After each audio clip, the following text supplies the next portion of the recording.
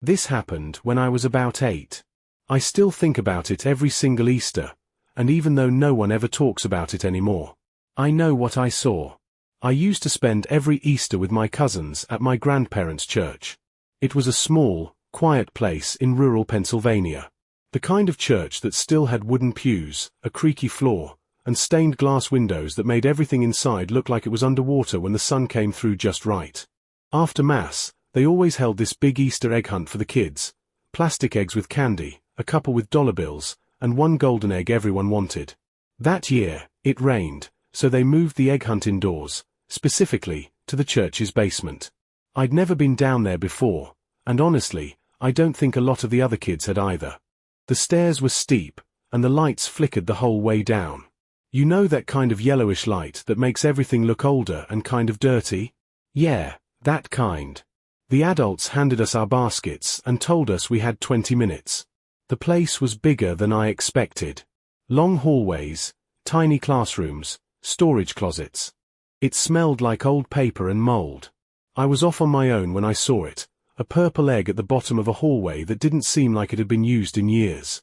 The lights were dimmer there, but I wasn't scared. I was focused on the prize.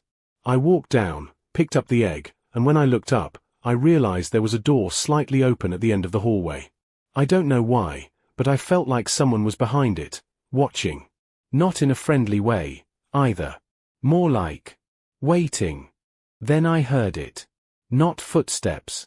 Not a voice. Just this deep, wet breathing. Like someone who had been running hard. Right behind the door. I froze. For maybe 10 seconds. Then the door creaked just a little wider, and I saw it. Not a person exactly, a shape. Tall. Dressed in what looked like a bunny suit, but not one from a store. This thing was patchy, like it was homemade or stitched together, with the ears bent in opposite directions. And the face. It didn't have a face. Just a mask. A blank, white mask with 2 black holes for eyes. I dropped the egg. I couldn't move for a second. I felt like my feet were full of cement. Then the thing took a step forward, just one. That was all it took. I screamed and ran, barely remembering which way I came. No one believed me. They thought I saw a teenager playing a prank.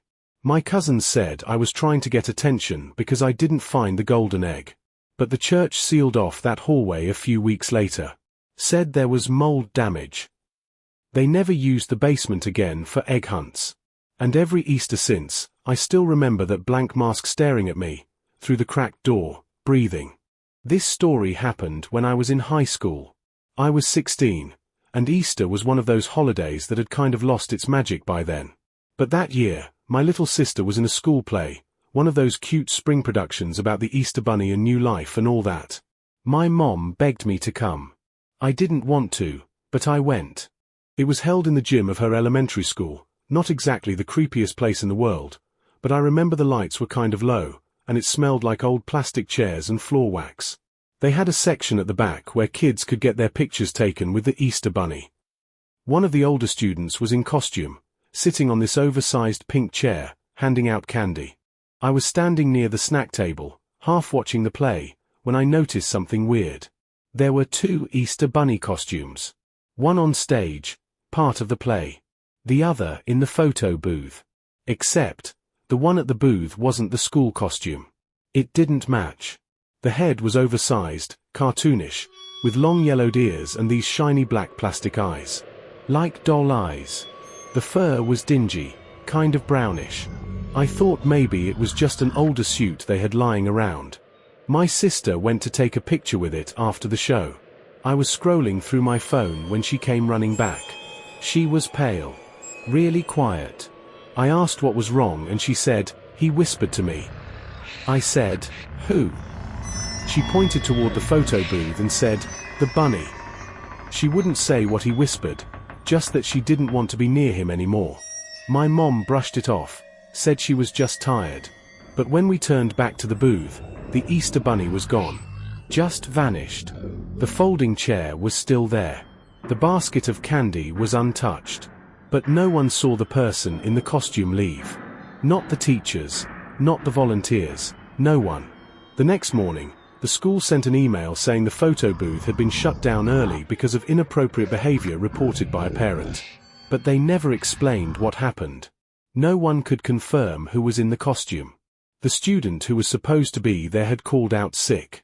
That night, my sister had a nightmare and came into my room crying. She said the bunny had been in her dream, just standing in the hallway outside her door. When I asked her again what he whispered, she finally told me. He said, "I'll see you next year."